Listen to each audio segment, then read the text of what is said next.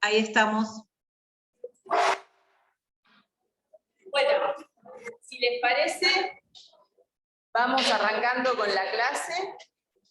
Vamos a empezar el contenido teórico de la materia. Buenas tardes a todas, a todos, a Catriel incluido. Y tenemos también ahí compañeros y compañeras que vemos en las pantallas, en la pantalla del Zoom. Ahí Nina anda asintiendo, lo vemos a Carlos, a Natalia, a Carolina, bueno, hay varias compañeras, tenemos también a Agustina Gusta, de Tierra Interior. Hola chicas, ¿cómo andan? Hola, ¿cómo están? Que son parte del equipo de cátedra, están Camila y Mariana también acá en el presencial físico, y tenemos compañeras de la cátedra, como decía, en el presencial remoto. Así que si les parece, vamos a dar inicio a la clase, nuestra segunda clase bimodal. Todavía se ve medio oscuro. A ver, vamos a ver qué es lo que se ve. A ver si yo me pongo por acá. Ahí me toma. Ahí están viendo el aula física y ahí me ven, se ve un poquito mejor, ¿no? Bien. Vamos entonces un ratito después, nos dan 45 minutos y ahí bien. Listo, gracias. Bueno, entonces les decía, vamos a... Re cheto el sistema, dicen acá. Bueno, vamos entonces a dar inicio a esta segunda clase bimodal. Como siempre les pedimos paciencia y entender que estamos todas y todos haciendo esta experiencia por primera vez. Así que bueno, vamos a arrancar. Como en el caso de quienes están acá en el aula físicamente, los invitamos a participar, cada cosa que nos entienda, cada comentario que quieran hacer, levantan la mano, tenemos un micrófono que está tomando mejor la voz de ustedes para que los compañeros y compañeras lo puedan mirar también. Y por otro lado, decirles a ustedes en el Zoom que Analía está coordinando justamente, levantan micrófono y participan directamente. Así vamos generando entre los dos grupos, el grupo que está presencial remoto y el grupo que está presencial físico, la clase. En esta idea o en esta apuesta de generar una sola aula que sea la sumatoria de lo que está sucediendo acá y allá, o allá y acá. Así que, si les parece, arrancamos y vamos en ese sentido. Hola, acá están ingresando compañeras. Bien. Vamos a trabajar hoy como tema, vamos a empezar con el módulo de políticas públicas. El módulo de políticas públicas, recordarán por el programa, que es el primero que vemos en la materia. Y antes de arrancar, Anita, si querés, pones la presentación. Antes de arrancar, me gustaría que quienes están en el Zoom o quienes están acá en el aula física puedan compartir, quien quiera, qué es una política pública o a qué les refiere una política pública o con qué lo relacionan. Digo, no importa cómo les salga, sino lo importante es que se puedan dar la oportunidad de poder definirla o decir algo sobre ella, ¿no? Digo, acá nosotros tenemos un modo de nombrar la clase que tiene que ver con la presencia del Estado como un elemento constitutivo de la política pública. Entonces vamos a empezar definiendo qué es una política pública y vamos a retomar la idea de por qué el Estado es un elemento constitutivo de toda política pública. Así que no sé, ¿quién quiere de las que están acá? Si quieren venir más adelante para no estar tan amontonadas allá, acá no mordemos, no hacemos nada, nos dejan acá solas, no hay problema. ¿Quién quiere arrancar? Así, rompiendo el hielo y la lógica de empezar a compartir, digo, no de dar definiciones cerradas, que para eso están los libros y hay un montón de gente que se dedica a estos temas de hace mucho tiempo y ya vamos a tener definiciones para que puedan ir al glosario, pero sí para traer, digo, ¿escuchan habitualmente la palabra política pública? Sí. Por lo menos Sí. acompañen con el sí. Sí, bien, sí. ¿Y a qué se refiere la política pública cuando la escuchan en diversos ámbitos? ¿Dónde escuchan el concepto de política pública? Yo lo entiendo como una respuesta del Estado ante una problemática, por eso es que es un elemento constitutivo el Estado dentro de la política pública. Para Bien. mí es fundamental. Sí, Sí. dale. ¿Es fundamental? No. Nada, la participación política del Estado como representante, ¿no?, del pueblo, y obviamente ante las necesidades que vayan surgiendo, dar respuestas a estas. Y bueno, para mí la política pública es una parte de hacer como una respuesta a una necesidad del pueblo, sería. Genial, ¡Ay, Natalia. qué nervios! ¡Qué nervios! Genial, Yo genial entiendo- que participaste. ¿Quién más? Yo entiendo que una política pública es como un medio en el cual el Estado se hace cargo de ciertas necesidades que están ocurriendo, ¿no? Ciertas problemáticas. Es como Bien. se hace presente ante una necesidad a través de una política pública acudiendo a esa necesidad. Bien, fíjense que ahí, vos querés, ya vamos. Fíjense que en las dos intervenciones, tanto de Natalia como de Flavia, ahí está la idea de respuesta, ¿no? De respuesta a una problemática, de respuesta a problemas. Ahí hay una clave, la compañera. No, por ahí, bastante el vínculo con lo que viene diciendo, pero eso, pienso que vendría a ser una intervención del Estado, si se quiere, frente a la cuestión social, por hablando un poco más con el trabajo social. Y esto que es interesante, que por ahí leyendo el texto que era para hoy, pensaba como en discusiones que por ahí venimos teniendo desde el primero, de esto de la presencia o ausencia del Estado, y esto de acción y no acción, ¿no? En esto de dar respuesta, esto de cómo el dar respuesta y el no dar respuesta también significa. Totalmente. ¿Cómo es tu nombre? Camila. Camila. ¿Se escuchó, Anita, la intervención Sí. de Camila? Sí, ahí dice Se Natalia. escuchó Fíjense. y Carolina levantó la mano de acá del Zoom. Dale, Carolina. Abrí el Bueno, micrófono. buenas a todos, ¿se me escucha ahí? Sí, se te escucha perfecto. Va igual Dale. en sintonía con lo que decía Camila ahí, que se escuchaba en el aula. Un poco lo que a mí se me venía a la cabeza al pensar en políticas públicas era por ahí pensar que implica una decisión política y en relación a eso implica esta idea de, digamos, esto que se dice y que trabajamos mucho a lo largo de la carrera de pensar como el Estado ausente, ¿no? En realidad como más en el sentido de la acción y una acción del Estado, me parece que forma parte de esto, digamos, como de poder pensar a las políticas públicas como una decisión política y por lo tanto como una posibilidad de que el Estado responda a la cuestión social de una determinada manera. Bien, genial. Fíjense de vuelta cómo las dos últimas intervenciones, tanto la de Camila como la de Carolina, nos traen esto de la acción u omisión, ¿no? Nos empiezan a ubicar, digo, y en eso el texto obviamente colabora muchísimo, nos empieza a ubicar en esta idea de, bueno, ¿quiénes son los que hacen la política pública? Entonces ahí sí pasamos, Anita, una imagen.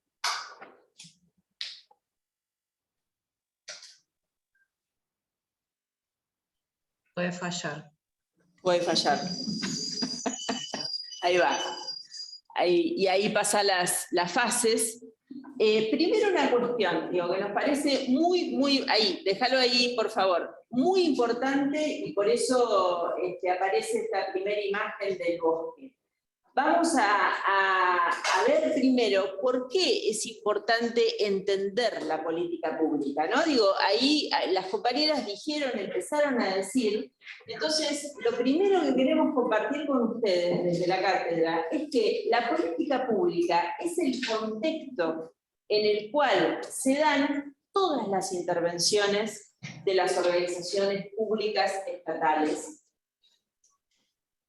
Todas las intervenciones que nosotras y nosotros conocemos como aquellas vinculadas a las organizaciones sobre temas y problemas en una sociedad en un momento determinado. Entonces fíjense cómo ahí en esa primera frase aparece, por un lado, la idea del proceso global. La política pública tiene fases, ahora las vamos a ver, pero esas fases tienen que estar comprendidas como un proceso integral, un proceso global.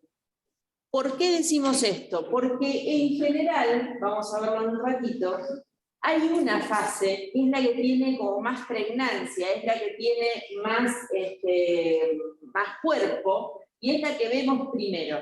Pero eso no quiere decir que no haya otras fases que tenemos que tener en cuenta cuando pensamos la política pública como proceso global para poder entender aquello que estamos viendo. Sí.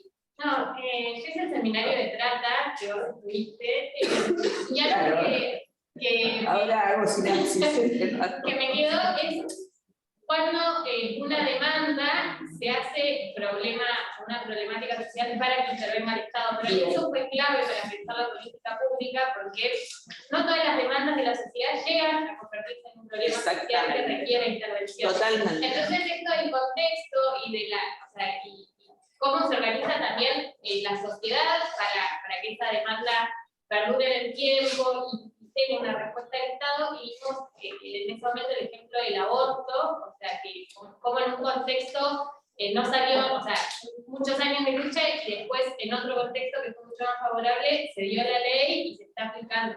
Y bueno, con el caso de la trata pasaba lo mismo. Totalmente. Ahora vamos a ver, digo, lo que relata la compañera, lo que trae la compañera justamente es esto. Ella dice, hay una parte de este proceso de política pública que es cuando un tema pasa a ser tomado por la política pública. Hay un montón de temas que son temas que andan dando vueltas, pero no están tomados por la política pública. Entonces lo que ella plantea es, bueno, ¿qué pasa cuando ese tema de agenda pública se convierte en agenda gubernamental? ¿No? Digo, entonces ese es un momento muy importante de la política pública, ahora lo vamos a ver. Entonces decimos, la política pública es un proceso global, es un proceso que tenemos que entender de manera integral, para después entender que en ese contexto de comprensión integral de un proceso que tiene varias fases, es que podemos entender que se hacen, se explican o se pueden generar explicaciones posibles de por qué se realizan determinadas acciones. Por ejemplo, digo, cuando el aborto no era legal, obviamente había acciones de penalización desde el Estado sobre situaciones de abortos clandestinos o situaciones de abortos que no estaban permitidos. Cuando eso pasa a formar parte de la política pública, cambia la acción. No se penaliza, por lo menos desde lo legal, digo, no se penaliza tal vez de otra manera, pero digo, no de esa manera. Entonces, la lógica de la acción, de la intervención del Estado y de las organizaciones sobre temas y problemas se entiende siempre en este proceso global de política pública. Entonces ahí sí pasamos, Anita, las fases.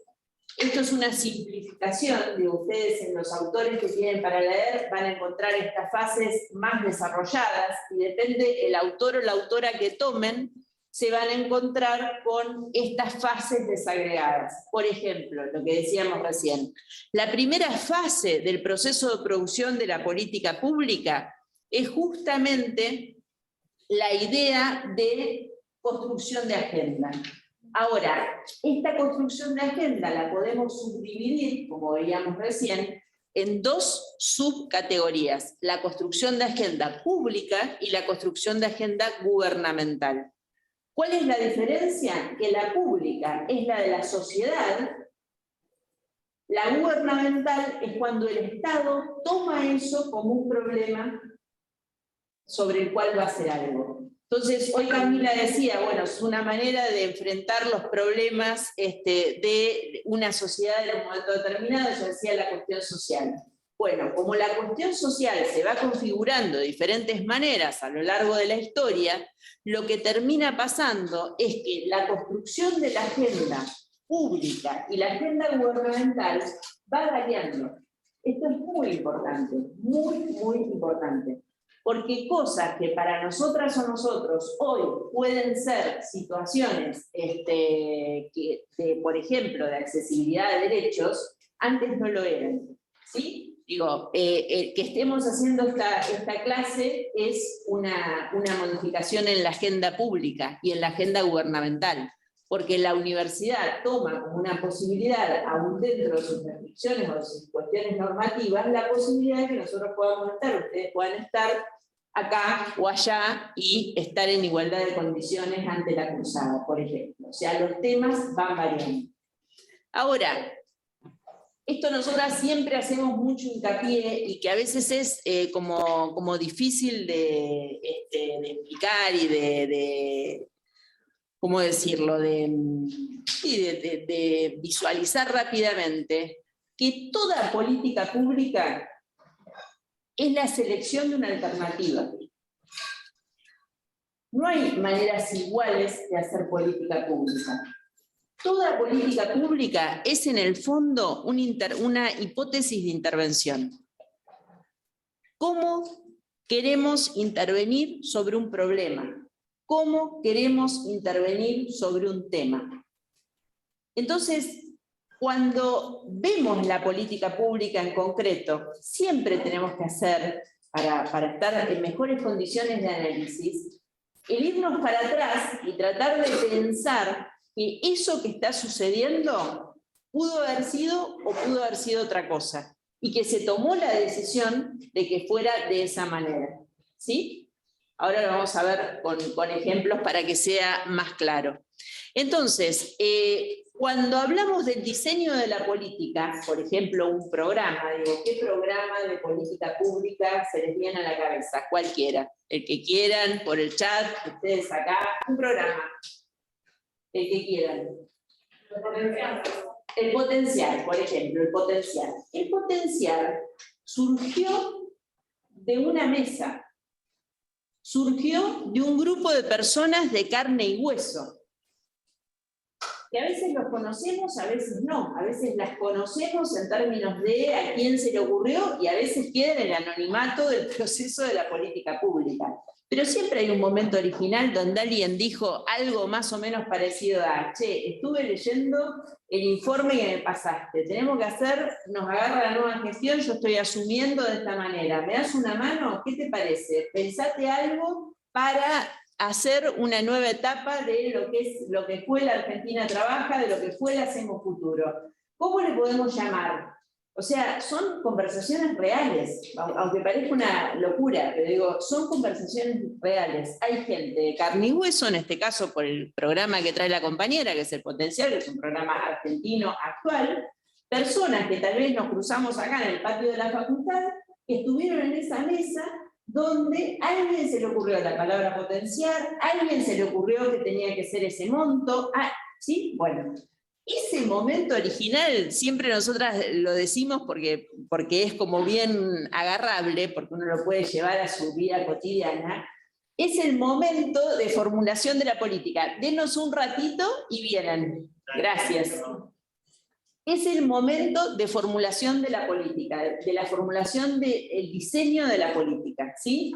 Pero el diseño de la política, insisto, no es uno ni es siempre igual. Responde a una agenda que va variando y se da en un contexto histórico, donde los modos de intervenir sobre la cuestión social y sobre todas las cuestiones que impactan en una sociedad va variando. Sí. Y aquí, eso que decías, pensaba, por ejemplo, el potencial viene de como devenir de otras políticas públicas, de otros gobiernos, de otros contextos, y pensaba esto como, bueno, las políticas públicas no es que de la nada surgen, digamos, ¿no? O sea, digo, esta en particular se reconoce que tiene una historia y no es que alguien el potencial salió de ojo cero, digamos, como que tiene una construcción atrás, o digo, toda política tiene como alguna referencia, y cuando pensaba en esto, muchas políticas a veces empezaron como, sí, como un proyecto que presenta alguna organización, no sé, algún sector de trabajadores de alguna área del Estado, como que todo tiene eso como una cuestión histórica, digamos, y de disputa seguramente para lograr eso. Totalmente. Analizar algo que se trae en los comedores, en los barrios populares, muchas veces son mujeres organizadas y viene el Estado a decir, teniendo respuesta a ese problema. No sé si se La escuchó, la última sí. intervención, no, la primera sí. Lo que dice la donde compañera... reconstruía digamos, lo histórico o lo que podía haber detrás de una política, la otra no. La segunda, lo que dice la compañera, ¿cómo es tu nombre? Sofía. Sofía, me había olvidado, Sofía.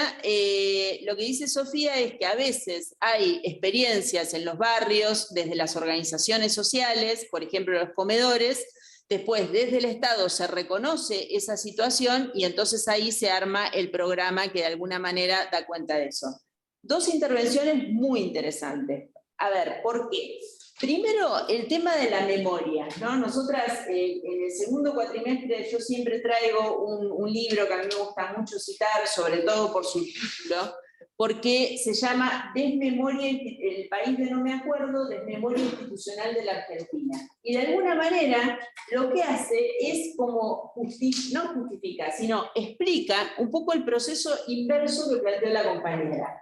Cómo la Argentina vive olvidándose de las institucionalidades anteriores. No solo las olvida, sino que las niega. Y a veces las pisotea, y hace de todo, ¿no? Esto se lo puedo decir como testigo desde hace 32 años, ¿no? De estar en el campo de las políticas públicas. Ahora, lo que dice la compañera es totalmente cierto. Todo programa surge de algún lado y a veces también tenemos programas que son copias berretas de programas de otros lados que tienen situaciones totalmente distintas y pretendemos traer, importar del otro lado del planeta un programa que no tiene la misma población, no trabaja con la misma población y empezamos a hacer ejemplos que no van a ningún lado. Lo que dice la compañera, el potencial es muy interesante. Estamos terminando hoy, hoy 30, supuestamente, de procesar el trabajo de campo de la evaluación nacional de lo que fue la experiencia del Hacemos Futuro. Y en esa evaluación incorporamos en esta idea, la idea de que para los titulares de los programas a veces no está tan claro dónde está la frontera entre un programa y otro. Entonces, por ejemplo, vos le preguntás a un actual titular de Potenciar Trabajo, que fue del Hacemos Futuro, ¿cuánto hace que estás en ¿en qué año estuviste en el programa? Para que te referencie al 2018, que supuestamente es lo que estamos evaluando. Te dice, no, yo estoy desde el 2009, cuando empezamos con el agua más trabajo. Claro, porque desde el punto de vista de la trayectoria vital de las personas, están en el mismo programa. O sea, que les cambien algunos requisitos, que les cambien algunas cosas, pero mirá, entonces digo, ahí es donde ves con absoluta claridad esto que vos decís, cómo a veces desde las conducciones se entiende que tenemos ahí ¿cómo decirlo?, una interrupción institucional que para la gente no es una interrupción. Entonces digo, ahí es de vuelta súper interesante esto de cómo todo diseño de política puede o no, desde el diseño tomar en cuenta lo anterior. Si vos lo tomás desde la trayectoria de las personas, es imposible la desmemoria, porque está marcado en los cuerpos esa posibilidad. Y con respecto a lo de los comedores, es cierto que muchas veces el Estado es más lento en dar respuestas a las problemáticas que los actores y actoras del territorio que están ahí con los problemas. Entonces, muchas veces es más rápido el acceso a derechos por organizaciones territoriales, sean sociales o sean del Estado, digo, porque también los centros de salud, las escuelas dan un montón de respuestas que el Estado después legitima. Por eso, importante la palabra legitimación en el concepto de política pública. Entonces, todo esto hace a todo lo que es este proceso dinámico de lo que nosotras denominamos, tomando otros autores, el proceso de producción de la política pública. Lo que estamos viendo acá es el proceso de producción de política pública. Esto es el bosque. Y este bosque que tenemos acá se completa con la implementación y la evaluación. Todo esto es un proceso que está retroalimentado de un montón de maneras. Siempre no, porque a veces las retroalimentaciones no se toman en cuenta. de ninguna manera. Ahí pasamos, Anita, 1, 2 movimientos. No, pensaba que, mientras paso, Dale. pensaba que esto que decías también tiene que ver con que cuando una misma política se dirige a la misma población, ¿no? Pero se va modificando, y este ejemplo que vos traías de que para alguien desde el 2009 al 2018 o al 2022 está bajo el mismo programa, implica también la desinformación en cuanto a las modificaciones de los objetivos de la política, de las contraprestaciones que exige, de un montón de cosas que muchas veces generan también desvinculaciones, bajas, dificultades para poder acceder correctamente o permanecer por el mismo desconocimiento de las modificaciones que se producen en ese proceso, ¿no? Tal cual. Como no solamente es la desmemoria sobre lo que sucedió, sino además empezás a construir barreras a las cuales las personas no pueden romper. Entonces se caen del programa porque nadie les avisó, como decía Ana, que tenés que presentar algo, por ejemplo. ¿Eso no muestra un poco de la falta de evaluación, no sé cómo sea, de falta de evaluación de la... Totalmente. Tomé aire para decir lo que vos acabas de decir.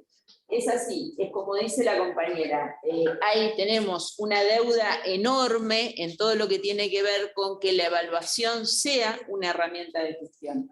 Por eso las flechitas acá, que debo reconocer que hoy mi marido me dijo, no se ve nada de eso. Y yo digo, mira la onda, flechas tan lindas que armé, realmente no se ve nada. Bueno, tenía razón. Pero nada, digo, esas flechas que no se terminan de ver explican que se supone que durante todo el proceso hay distintos tipos de evaluación que te permiten poder registrar dónde le está cerrando y dónde hay que modificar. Como la evaluación es y lo vamos a ver en un teórico dedicado al tema de evaluación de política pública, es una deuda pendiente que tiene nuestra política pública, nos pasa eso. ¿Sí? No solo eso, sino que a veces, entiendo que una deuda es que el usuario, las personas que están destinadas a la política pública sean parte de gestionar eso, como que a veces es pensado desde, no sé, tal vez desde una mesa de personas que no son, no están muy cerca del nivel de vida, las personas que cobran Tal cual. Entonces, Tal cual. Por ahí cambian los requisitos y esa barrera se pone, no solo porque no llega la idea de que tiene que tener un papel, sino porque no están pensados para la realidad cotidiana de las personas. Mirá, esto que vos decís... Se escuchó parcialmente, María, Claro, lo que ella dice es cómo no se toma en cuenta o es tan difícil incorporar la perspectiva de las personas que son objeto de la política, destinatarios, objetos, sujetos, como le quieras decir. Es central esto. ¿Y por qué? Porque cuesta muchísimo darle la voz a la gente. Y yo les puedo asegurar, y ahí está Agustina Gubia, que estamos compartiendo un trabajo en este momento que se trata de eso, de haber propuesto una metodología, que la metodología es darle toda la voz a la gente. Y nuestro trabajo metodológico lo que hace es ordenar esas opiniones y esas narraciones en base a categorías, en base a dimensiones, pero nosotras no hablamos con voz, sino que hablamos haciendo el trabajo de atrás, ¿no? Como si fuéramos escenógrafas, sin meternos a quiénes son los protagonistas de la obra, y las protagonistas. Y cuesta muchísimo, porque las ciencias sociales tienen una cosa de que nos encanta escucharnos a nosotros mismos, y nos encanta leernos a nosotros mismos. Y eso es un grave problema. Porque entonces, ¿qué pasa? Te dicen, no, es una evaluación desde la perspectiva de las usuarias y los usuarios y las usuarias. Te ponen 4 frases locas, puestas en el trabajo de campo, y parece ser que con eso ya estás como absolutamente, te ganaste el cielo. Entonces hay un problema metodológico muy importante con esto de quién puede decir en qué momento sobre qué cosa. Pero ahí de vuelta hay una deuda muy grande, no solo en las evaluaciones, sino en los diseños. O sea, el diseño de la política es sobre el sujeto o la sujeta que nosotros y nosotras como técnicas pensamos que existen. Y muchas veces la distancia, si justo no anduviste por la tierra, te lo perdiste. Entonces armás programas que no sirven. Por eso es tan importante cuando hablamos de política pública, cuando hablamos de diseño, entender que el diseño es una hipótesis de intervención, y como toda hipótesis se contrasta, y cuando no se valida, se cambia, porque para eso están las hipótesis, no es tan terrible que te vaya mal. ¿Te fue mal? Bueno, cambialo, qué sé yo, hace otra cosa. Camila.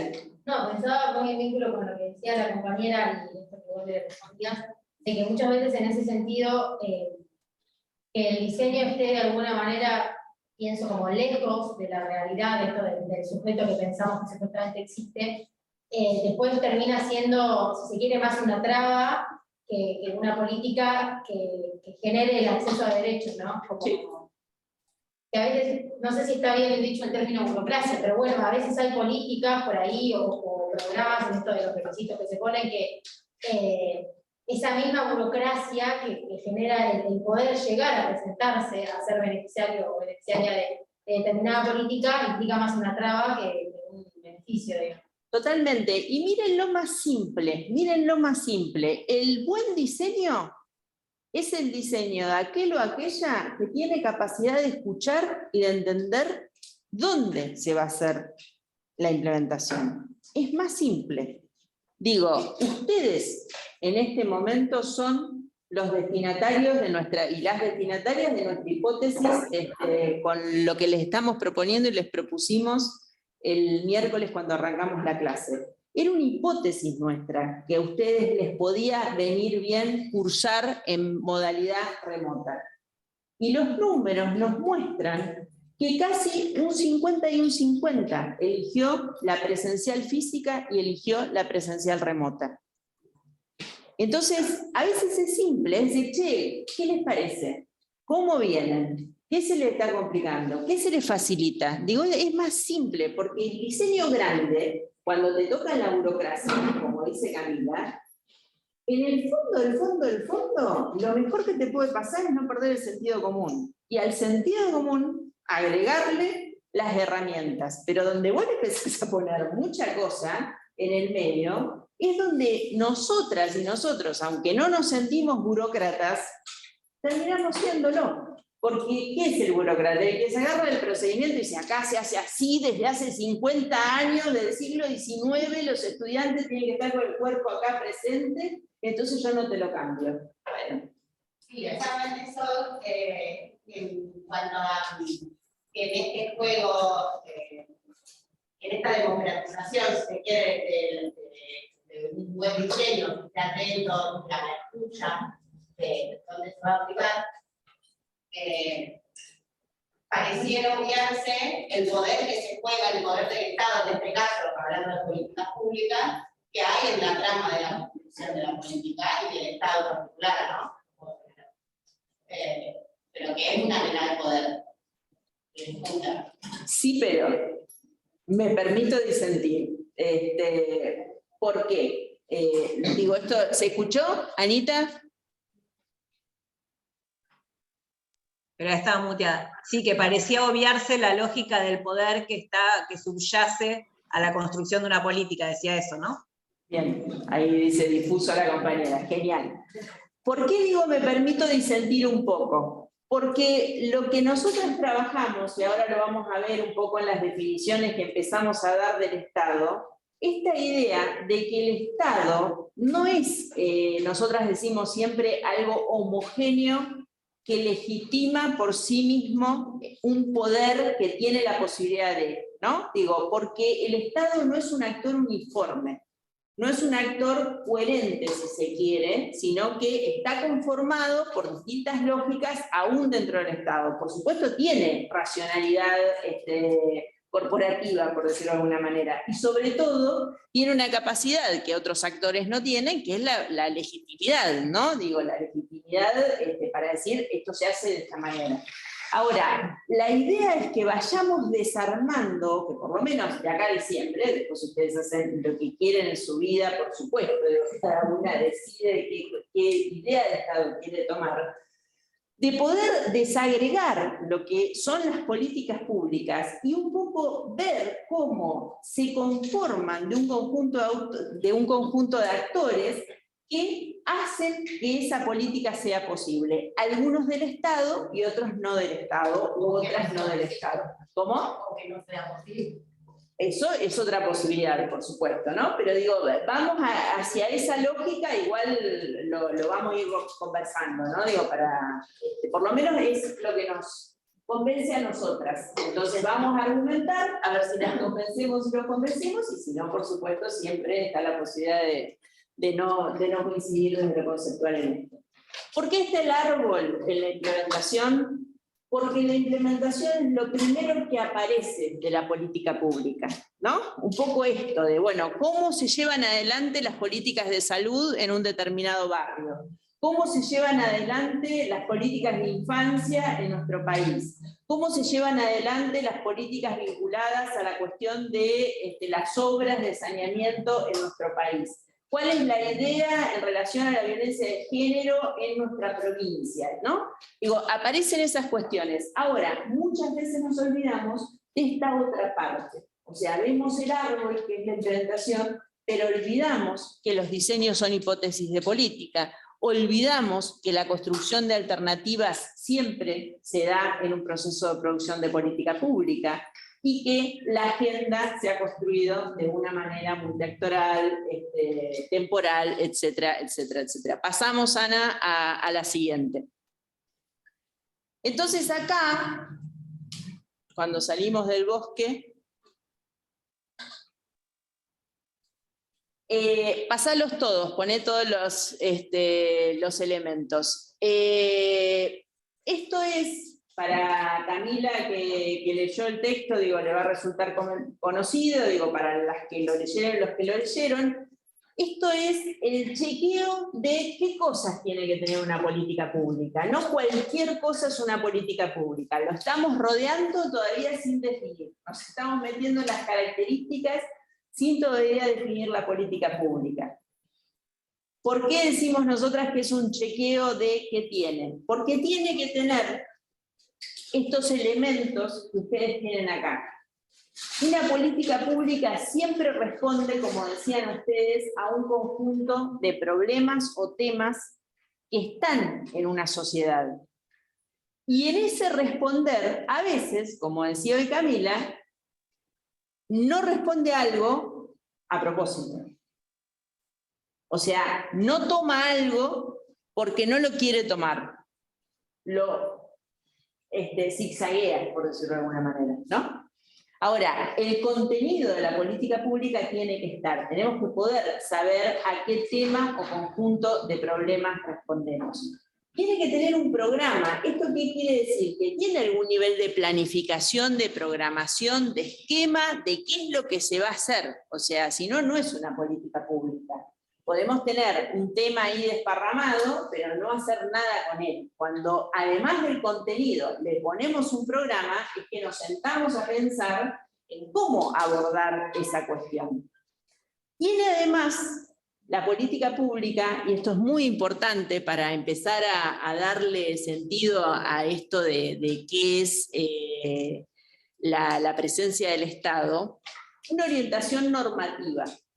Esto es un estándar de deseabilidad en relación a cómo tiene que entenderse ese problema. Por ejemplo, yo preparando el teórico, buscando algunas imágenes que después ahí les voy a compartir sobre el tema de accidentes de tránsito, encuentro una infografía con gráficos que mostraban que en los 2 últimos años los accidentes de tránsito disminuyeron. Ahora, ¿disminuyeron por qué? Por la pandemia, porque hubo menos circulación de autos, entonces al haber menos circulación de autos disminuyeron las estadísticas, y también disminuyeron las estadísticas porque hay algunas intervenciones de política pública que regulan fuertemente factores que inciden en forma directa en la producción de accidentes. Hay uno que se lleva todos los premios. ¿Cuál es? Las multas, pero sí, las multas es una maldad, pero bueno. ¿Sobre qué problema? Hay un problema muy grave. Que el alcohol, exactamente. el alcohol. La tolerancia cero a los choferes de larga distancia disminuyó enormemente, enormemente la posibilidad de accidentes. Ahora, a nadie le gusta ni que te multen, sobre todo cuando hay multas que son unas maldades terribles, pero bueno, no importa. El otro día vi en el Instagram, decía, mi recuerdo del paso por Córdoba, una multa que es una maldad, que venís a 100 y te clavan un 60, que vos decís, ¿de dónde saliste? Bueno, no importa, 10 lucas. Pero digo, las multas, los controles de alcoholemia, que te saquen el auto, que te saquen el registro, no son cosas copadas, que vos decís, che, qué bueno, o sea, no, son orientaciones normativas y el segundo, o el anteúltimo, un factor coercitivo. Por eso la política pública está vinculada al Estado. No cualquiera te puede sacar el auto, digo, en términos del uso, no porque no lo pagues, pero digo, son situaciones que tienen que ver con este rol del Estado, con esta función que tiene. Y la idea de la competencia social es que la política pública se encarga de determinadas temáticas, de determinados problemas, de determinados temas en relación a poblaciones.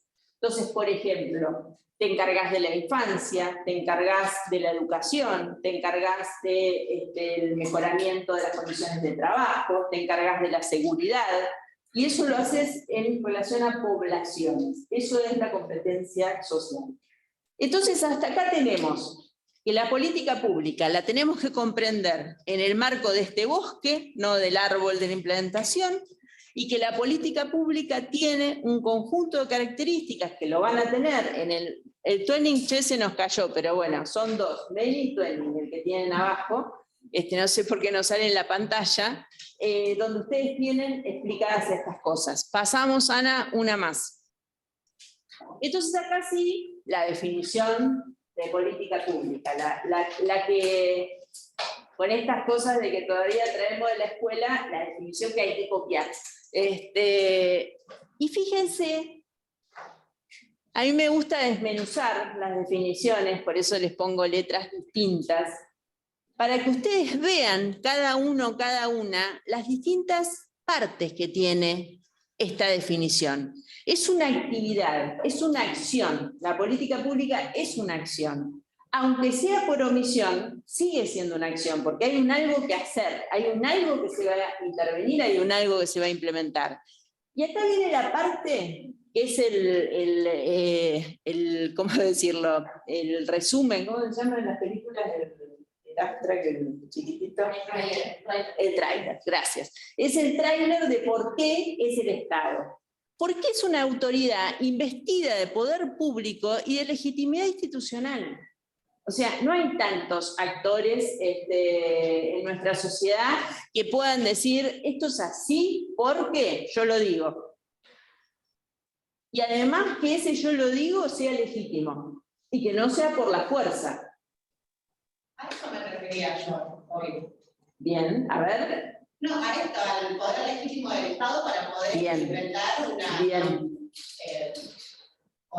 acción o una omisión en la política pública. Bien, bien. No, pensé que te referías al concepto marxista, por eso te proponía otra cosa. No. Y relacionándolo con lo democrático en la composición. Sobre todo, esto, no es sencillo poder tomar decisiones y estar avalado institucionalmente, ¿no? Avalada. Entonces, digo, la autoridad pública, digo, esa figura, de decir, no, viene la autoridad pública, bueno, la autoridad pública es esta idea de legitimidad que nos plantean acá. Entonces, un poco lo primero que decían ustedes, cuando yo les pregunté qué era una política pública, cómo referían a la política pública, que es la actividad de esta autoridad legitimada sobre un problema o un tema que está socialmente problematizado o que es de un sector relevante de su competencia. Como lo quieran ver, diferentes autores lo marcan de distintas maneras, pero es esto, la respuesta o la omisión ante un tema que está instalado y que la característica principal es que quien lo hace tiene legitimidad y poder para poder hacerlo, ¿sí? Entonces acá pasamos, Anita, una más. 4 ejemplos, ahí vamos, de políticas públicas. La vacunación contra el COVID, nos pasamos 2 años haciendo análisis de COVID con esta materia, es una política pública. Todo lo que es la legislación y el cambio de las prácticas sobre parto respetado es política pública. Alcoholemia, la tolerancia cero es política pública. Y el cepo al dólar es política pública. Para que ustedes vean en 4 ejemplos absolutamente diferentes, cómo la política pública se mete con temas y problemas muy diversos de la sociedad. No solo la cuestión social en esta reducción, en este modo particular que tenemos a veces en la facultad de circunscribir, ¿no? Digo, es eso, es lo que sucede, digo, lo que sucede uno puede mirar especialmente alguna cuestión, pero es de toda la dinámica social que la política pública se encarga. No es de los pobres, no es de las personas que no tienen derecho. La política pública es la regulación estatal, pero teniendo en cuenta no solo lo que el Estado piensa, sino entendiendo que, como dice Vida, a mí me encanta eso, la parte pública de la política pública es lo que no es el Estado. Y es los otros actores de la sociedad que también influyen en la política pública, ¿no? Pasamos entonces una más.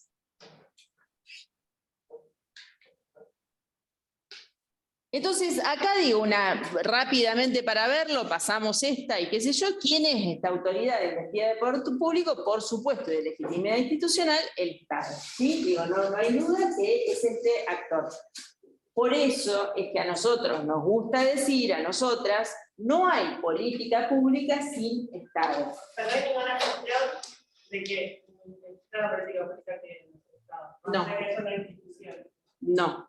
Lo que tenés en ese caso, que es muy importante registrarlo, es organizaciones que son parte del proceso de política pública, pero que están en la agenda, tratando de meter el tema a la agenda. ¿Cómo?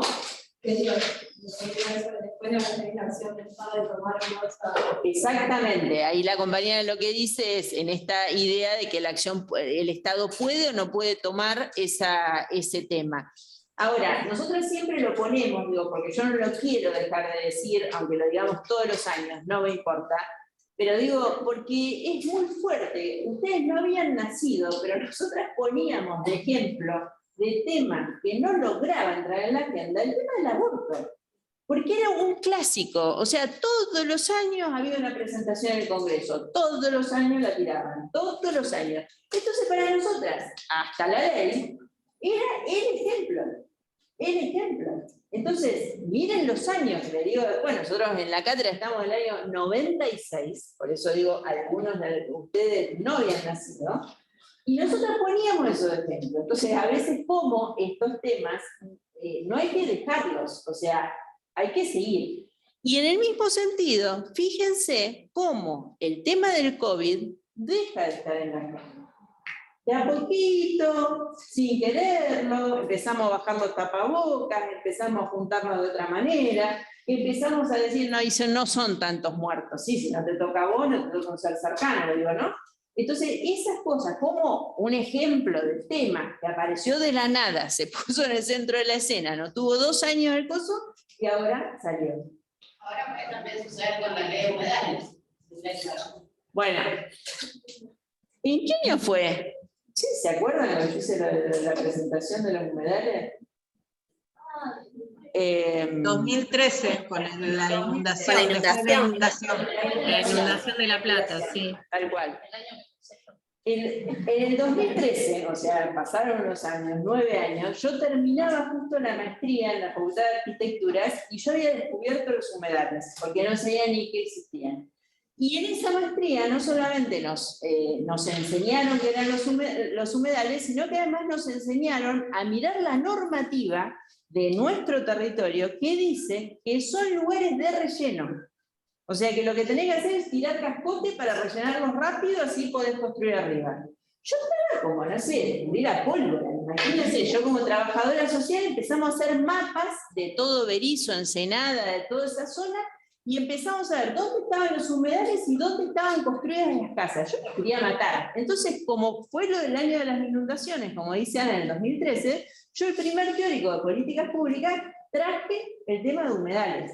Imagínate lo que era trabajo social 2013, yo hablando de humedales. Es como si yo ahora te empiezo a hablar del agujero negro, de la galaxia 14, o sea, era así. Entonces, de vuelta, otro ejemplo, y hoy por hoy es un tema de agenda pública y gubernamental, es decir, muchachos, muchachas, estamos en problemas. Entonces, eso es lo maravilloso que tiene la política pública, la posibilidad de entenderla dinámicamente, la posibilidad de entenderla situacionalmente. Si nosotros nos enganchamos, es decir, el Estado se maneja de esta manera, siempre hace lo mismo, qué sé yo, es como que limitamos enormemente la capacidad de comprensión de eso. ¿Pasamos una más? Profesora. Sí, Carlos. Sí, buenas tardes, disculpe la molestia, por favor. No. Disculpe, no sé si estará en lo que estamos hablando, estoy entendiendo. ¿Y qué rol juega, por ejemplo, las ONG? Si el Estado, en un determinado momento, sabemos que hay miles de problemas y hay sectores que están vulnerados ante esa política pública, entonces surgen las ONG para dar respuesta a un sector que el Estado no le da respuesta. Una compañera dijo, el Estado está ausente. No, el Estado está presente. El Estado mira a otro lado que es distinto. O sea, perfecto, súper clara la pregunta. Si me aguantás 3 minutos, lo trabajamos. Porque justamente lo que vos estás introduciendo, Carlos, es el mapa de actores de la política pública, ¿no? Digo, esto es un poco lo que trae. ¿Qué pasó? Se nos despelotó el público. Otra vez. Anita, algo sucede con las presentaciones. ¿Qué pasó? A ver. Acá la veo bien. Claro. ¿Qué? No entiendo, ¿qué? Que las chicas lo que dicen es que ellos ya vieron ese autor. Porque saben claro. Porque hice esto. Y volví. Ahí va. ¿Entendés? Ahí vamos. Ponelo, dale, adelantados más. ¿Una más? Bueno, ahí, ahí. Ahí vamos entonces. Aguantan un cachito más, estamos ya terminando. Estamos en la idea de hacer teóricos más cortos, así que estamos terminando. Les decía entonces, ¿por qué Oslak? Porque Oslak es el primer autor de políticas públicas que de alguna manera conceptualiza el Estado y conceptualiza las características que tiene el Estado para pensar la política pública. Entonces acá, digo, por eso lo traemos, la importancia de la idea de la conformación del Estado argentino. Carlos Vilas, que es el texto que tienen para leer para el próximo miércoles, digo, estoy haciendo un mixado entre los dos autores, los Meni Twenning y Carlos Vilas, lo que dice es que hay una primera definición que él da, que es esta idea del Estado-Nación, y que él lo relaciona justamente con lo que se conoce como la conformación de los estados nacionales, y que tiene características parecidas en los estados nacionales como modelo, y él lo levanta en clave de cómo el Estado-Nación de alguna manera fue quien reguló un montón de comportamientos en las sociedades a partir de establecer ciertos parámetros de convivencia dentro de lo que son las desigualdades del sistema capitalista, ¿no? Ahora, Vilas dice otra cosa, y ahí pasamos una más. Vilas lo que dice es que además de esta forma particular de organización del poder político, el Estado es, Ana, y pasamos otra. Mirá que se ve que estás chateando, Analía Beatriz. Te lo digo. O sea, te lo digo. Pero que me están diciendo de las... Bueno, dale. oxígeno. Esto es tremendo. O sea, pensá que estás acá en pantalla grande, así que no. Bueno. Entonces, dale, poné los tres. La idea de Vila es decir, el Estado es la unidad suprema de decisión sobre un territorio y por lo tanto sobre la población de ese territorio. Y todo Estado necesita sostener, me sale la versión peronista, las banderas, pero digo, no es la idea, digo, son tres características, que es la soberanía, la legitimidad y la independencia. Para un Estado, ser Estado soberano tiene que poder ser independiente y ser además posible de, ante su población y ante el afuera, tener legitimidad. ¿Sí? Estas son las tres características, las vamos a retomar el miércoles que viene. Entonces, con esta definición de Estado, nosotras nos vamos a mover, y ahí sí, en la lógica, yendo hacia lo que dice Carlos, pasamos una manzana, podemos meternos en que no solo las políticas públicas dan respuesta a problemas, sino que dan respuesta también a temas. Y que estos temas están colocados en la línea de lo que dice Carlos de distintas maneras, a veces por el Estado y a veces por ONG. Un ejemplo que yo traía, porque ahora el 18 no vamos a tener clase, porque justamente vamos a estar haciendo el censo. Un tema público, ahí no, todavía no apareció. ¿Qué es la información estadística? ¿Cuál es la política pública? No es un problema. La información estadística no es un problema. La falta de información estadística es un problema.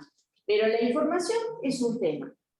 ¿Cuál es la respuesta de política pública a este tema de la importancia de la información estadística? Pasamos dos más, es el censo. Pasamos sí. y después retomo una pregunta. Bueno. Dale. ¿Sí? El censo, y ahí va, y ahí lo pongo a propósito, porque es la primera vez que se va a hacer así. De vuelta, cambio epocal. De vuelta, una política pública que entiende que hay que modificar. Que no podemos con las planillas solamente. O sea, no solo los lápices leídos, que fue el anterior, sino que ahora lo podemos completar nosotros gran parte, o nosotras gran parte. Bueno, de vuelta es la política pública cambiando. El tema es el mismo, la política va. Vamos con el chat, Anita. Sí, Flavia preguntaba, retomando lo que decía Carlos, si lo que decía tenía que ver con la porosidad del Estado de la que hablaba Vilas. Sí, en realidad cuando él lo trabaja como, a ver, ¿cómo decirlo? Como una característica para poder generar esa interacción que se espera y se busca en la política pública. Una política pública que no da respuesta o no interactúa con los actores de la sociedad es una política pública que se distancia, como decíamos hoy con las chicas, de los problemas o los temas que tenemos. Vamos una más. Hay un tema Dardo, porque no sé por qué me hace hacer clic sobre la pantalla antes de pasar la presentación. ¿No por te eso anda tardo. la flechita? La de los cuatro, No, flechita arriba, no, abajo, costado, no. bueno. Listo. Si no hago clic sobre la pantalla, no. Transpirada estoy. Me agarra la neurosis de que la presentación no la manejo. Me falta el control, claro, empiezo a mover la cámara, poné las cuatro directamente, ahí va. Bueno, si no, vos sabés que no es tan así, pero no está. Esto que estoy haciendo con Analía solamente porque somos amigas y nos conocemos hace muchos años. O sea, si no, yo jamás delegaría el control de una presentación en nadie. Pero bueno, problemas de neurosis obsesivas que le dicen. Esto que son 4 imágenes de los problemas a los que remiten las políticas que les mostré hace un rato. ¿Sí? De vuelta. Toda política es una hipótesis de intervención sobre un problema. Estos son los problemas. Entonces, fíjense cómo el COVID, cuando estamos en 40.000 casos, no hace tanto de esto, las estadísticas de víctimas fatales de los accidentes de tránsito, la fuga de los dólares de la Argentina. Y por último, este dibujito que me gustó mucho, porque se los leo por si no se ve para los que estamos acá, se ríe ahí Mala, dice, en el 2014 la OMS reconoce la violencia obstétrica y es un término usado por la ONU en 2019. O sea, lo reconoce en el 2014 y lo empiezan a usar en el 2019. O sea, antes no era un problema, salvo para las mujeres, no poner el cuerpo, estar en bola, no hacer nada, ¿sí? Yo digo, no era un problema, Camila. No, hay algo que me había quedado, creo que se fue un poco con esto, que me había quedado cuando vieron el ejemplo de la ley de humedales y demás, que pienso cómo por ahí pasa que para que la política pública, o sea, que el Estado reconozca determinada situación como un problema, se tiene que llegar a ese punto de emergencia absoluta, de que si el Estado no responde, bueno, ¿sí? Catástrofe, no sé qué palabra ponerle. Y cómo eso también es para problematizar, que siempre se tiene que llegar a ese, cuando finalmente el aborto se legalizó, bueno, era porque ya, digamos, no había manera de escapar sobre la realidad que estaba pasando, pero tranquilamente se podría haber dado respuesta mucho antes. Digamos. Totalmente. Y hay temas que no se llegan, o sea, que no se llegan. Por ejemplo, el uso del suelo en la Argentina es un tema explotadísimo, o sea, pero que está estallado mal.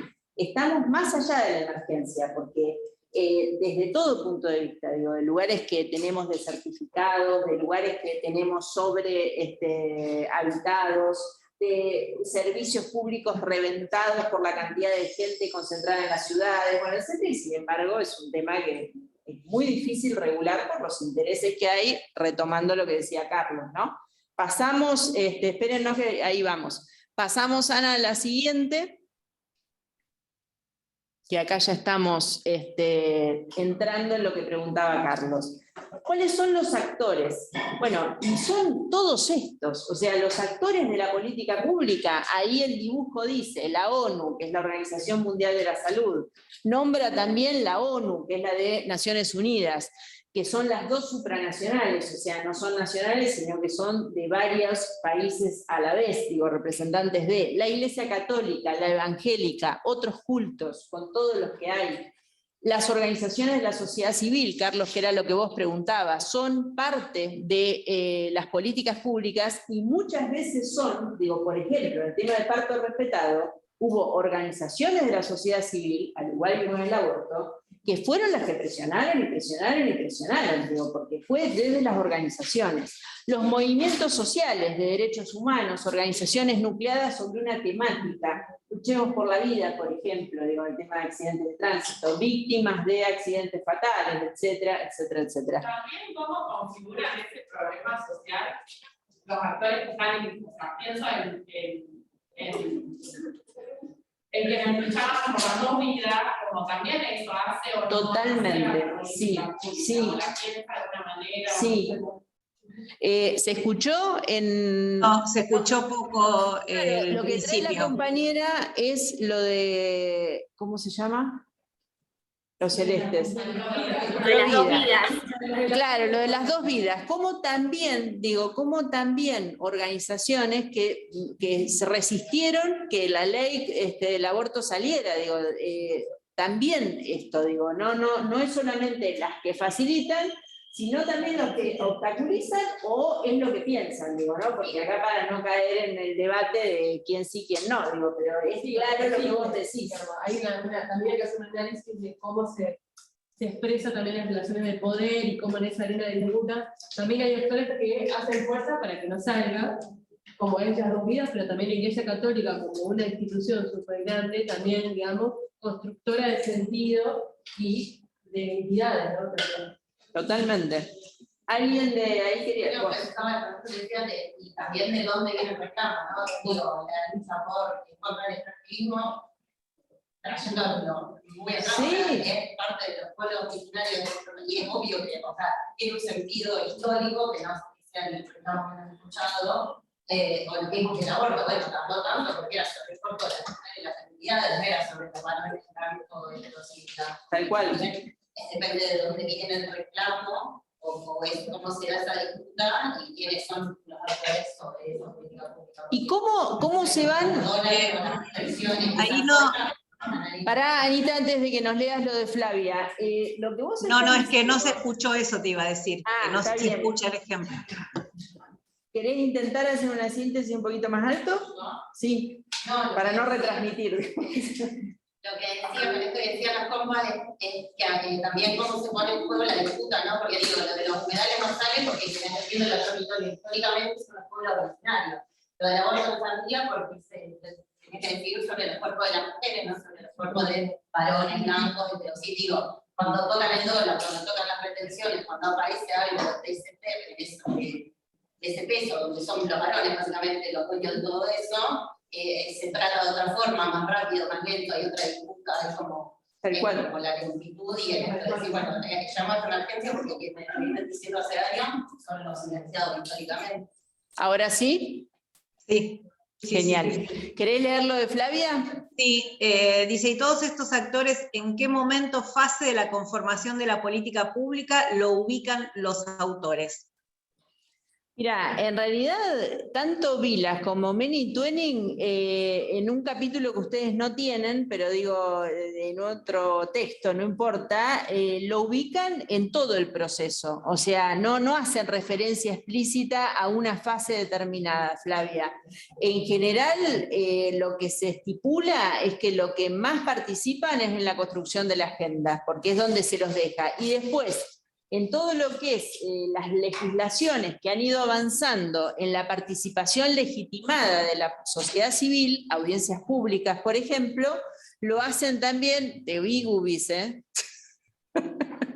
te vi, lo hacen también en relación a la selección de alternativas. Digo, esas son las dos que más se participan, pero en general lo que hacen los autores es referirlo a todo el proceso de producción, digo, como actores del proceso de la política. Pasamos una más, bueno, obviamente la última y no por eso menor, empresas de todo tipo, y con Ana también hablamos de dentro de las empresas, están las formadoras de precio, están los medios de comunicación, están las empresas que generan la mayor ganancia en términos de la extracción de los recursos naturales, digo, después de ahí podés hacer todo un subconjunto de actores, no es que hay un actor empresa, digo, esto lo vamos a ver después bien, pero digo, no es un actor empresa, sino que tenés sub. Bien, seguimos una más y acá terminamos. A ver, ¿alguien quería preguntar algo, Carlos? Sí, profesora. ¿Cómo se llama? Ante la necesidad de un sector determinado de la sociedad, las ONG se ocupan de esto. Ahora, ¿el Estado lo legitima como política pública la acción de la ONG? Sí, vos sabés que la primera forma que tiene el Estado de legitimar a un ONG es que sea un ONG, que tenga personería jurídica. O sea, vos fíjate hasta qué importancia tiene la legitimidad del Estado en las ONG, que sos un ONG solamente si tenés personería jurídica y si presentaste los balances en los últimos 2 años, pues si no te sacan la matrícula o te la suspenden más que te la sacan. Entonces digo, sí, un ONG sin el Estado no es un ONG. Por eso es interesante también la postura de los movimientos sociales, porque los movimientos sociales dicen, no me importa, más allá de que el Estado me reconozca o no me reconozca, yo soy esto. Digo, y cuando vas al origen de algunos movimientos piqueteros, por ejemplo, al principio no querían saber nada con personería jurídica, justamente porque uno de sus modos de sostener la identidad tenía que ver con que el Estado no los reconocía. Después, bueno, eso fue cambiando con los años, ¿no? Obviamente. Sí, y también porque fue limitándose el acceso a determinados programas, a determinadas cosas, si no estaban con la personería jurídica y si no estaban constituidos como ONG. Exactamente, es como el DNI de las personas. No tenés DNI, no podés acceder. Lo que dice Ana es otra forma de regulación, bueno, ordenate legalmente para después venir a estas cosas. En algunos casos se dio, en otros casos aún sin personería tuvieron acceso, pero bueno. como síntesis, ya para terminar, y ahí justo se fueron, estos serían, vamos a intentar hacer todas las clases. Ustedes saben que nosotras hacemos una clase de repaso cuando termina cada uno de los cuatrimestres. Vamos a ir armando entre todos y todas un mapa conceptual. Entonces vamos a cerrar las clases siempre tratando de identificar, bueno, cuáles son los conceptos que fuimos trabajando y cómo se van ordenando, digo, más allá de cómo los fuimos trabajando en una síntesis final, que es un poco lo que tienen acá. El eje de hoy fue política pública. Tratamos de identificar de dónde sale una política pública con la idea de tema, problema público, actores, definición de Estado, y nos metimos con las características. Y adentro del proceso de producción de la política pública vimos las fases, ¿no? Nos vamos a meter entonces, ahí sí, Anita, una más para terminar. El miércoles que viene con la política pública en movimiento, que es empezar a ver un poco, bueno, cómo es esto en las escalas jurisdiccionales, etcétera, etcétera, etcétera. Vamos hasta acá, tenemos 50 conectados y conectadas en el Zoom. Esto es muy importante, porque yo lo destaco siempre, fueron 52 y son 50, o sea que es mucho más fácil irse de acá que de acá. Ustedes se van físicamente y todos nos damos cuenta. Acá haces tú y te vas, chau. Así que se agradece mucho la participación de quienes están en esa parte y de quienes están acá, por supuesto. Nos vemos el miércoles que viene a las 4 de la tarde. Adiós. A ver, pará, aviso, perdón, pará. Ningún beso. Pará, Anabela, pará, no se vayan. Prácticos. Sí, por favor. Bueno, algunas informaciones. Quienes aún, creo que faltan muy pocos, no completaron el formulario, todavía está habilitado en el aula web el formulario, pero les pedimos que a la brevedad lo realicen, porque vamos a estar publicando las comisiones. Las comisiones quedaron tal cual se inscribieron, salvo la comisión de la mañana, la presencial física de la mañana, que tuvo nada más 4 estudiantes, ya estuvimos conversando con ellos, así que eso está resuelto, pero el resto que se anotó en la modalidad tanto remota como física, en el horario que eligió, va a quedar en ese horario, así que no hay ninguna modificación. Vamos a publicar el listado de las comisiones en el aula, y el miércoles que viene iniciamos con los prácticos en los respectivos horarios que ustedes se anotaron. ¿Algo más que me olvide? Creo que no. Seguramente mañana estén ya los listados. Saca la presentación, Aniti. ¿Qué decías, Agus? No, que ampliando un poquito lo que dice Betty, cuando vayan al aula, vamos. A ver, Agus, dale. Van a estar publicados los listados, pero traten de ver en el aula, van a estar las comisiones, o sea, en los listados van a tener la letra de la comisión correspondiente, y en cada una de las comisiones, sobre todo para la modalidad virtual, van a tener ahí el enlace para encontrarnos el próximo miércoles en los horarios, ¿sí? Lo van a encontrar todo en la comisión donde va a estar el listado, donde van a estar ustedes. Pero es importante que lo sepan porque se van a tener que conectar con esos enlaces, no es este mismo enlace. Sí, ahí preguntaban, hoy entonces no hay práctico, no. Empiezan el miércoles que viene. El miércoles que viene coincide lo presencial remoto del teórico, no. Y, perdón. Lo presencial físico del teórico. Y es la única vez que se va a dar así. Bueno, ya está.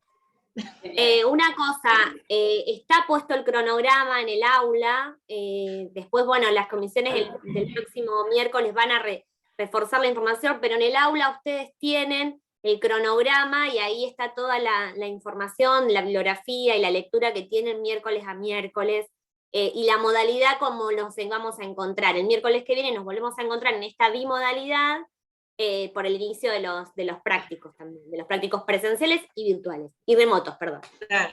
Es la única vez que se va a dar así, que hay 2 seguidos de la misma manera en el presencial físico, después ya empezamos cada 15 días. Bueno, Muy bien. adiós. Ahora Gracias sí. por los comentarios, saluditos y etcétera. Chao a todos y todas. Nos vemos el Gracias. miércoles. Chao, gracias.